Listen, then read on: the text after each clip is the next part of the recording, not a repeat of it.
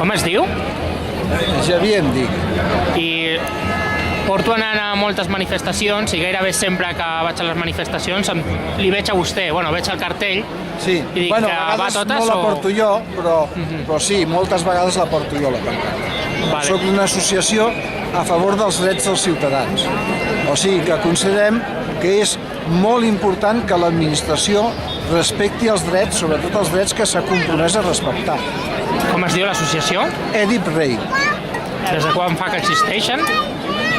Bueno, va ser fundada davant notari en l'any 93, al febrer del O 93. sigui que això ve d'abans de la crisi, no? Sí, molt abans perquè ja la veiem venir, perquè, per exemple, en l'any 85, amb el decret Boyer, per exemple, es va disparar l'especulació del sòl, perquè abans un lloguer d'un pis era estable, era per tota la vida, el lloguer indefinit, i amb el decret Boyer va passar a ser per 2 anys només.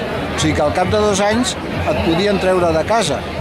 Per tant, la gent va optar tota per comprar.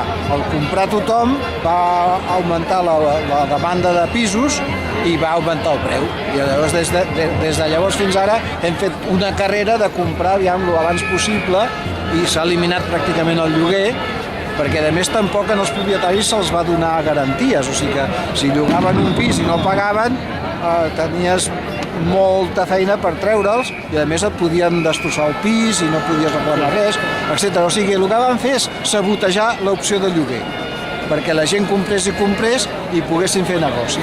I ara vostès, quin és l'objectiu? Quin objectiu tenen? Perquè aquí l'eslògan posa que busquen un polític honest per 2.000 euros. Un polític honest en el sentit de que denunciï que els drets no s'han respectat o que expliqui per què no s'han respectat o que demani a l'administració que respecti els drets. O sigui, honest en aquest sentit. Han trobat algun? No, en aquest sentit no. Diu que sí, sembla que existeix un polític que no hagi posat la mà al calaix, per exemple, això sí, que no ha robat per ell, però que hagi tingut el valor de denunciar que els drets no es respectin, doncs no. Fins quan es manifestaran? Continuaran manifestant-se? Nosaltres ja quan vam fundar l'associació ja sabíem que era per molt temps. Pensàvem potser que hi hauria una miqueta més de sensibilitat social, que n'hi ha hagut molt poca. Ara n'hi ha, però molt tard, perquè les manifestacions, per exemple, pel dret a la vivenda, van començar en el 2005-2006. O sigui, 20 anys després... Una mica quan va començar a pujar fins a dalt de tot, no? Exacte, quan va arribar al màxim, no?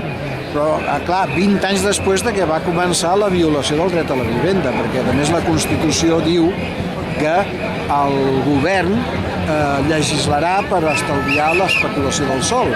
I han fet tot el contrari, descaradament, i cap polític ni cap partit ho ha denunciat. I això és un exemple de que no han estat honestos, perquè els polítics juren respectar i fer respectar els drets i no han volgut fer-ho.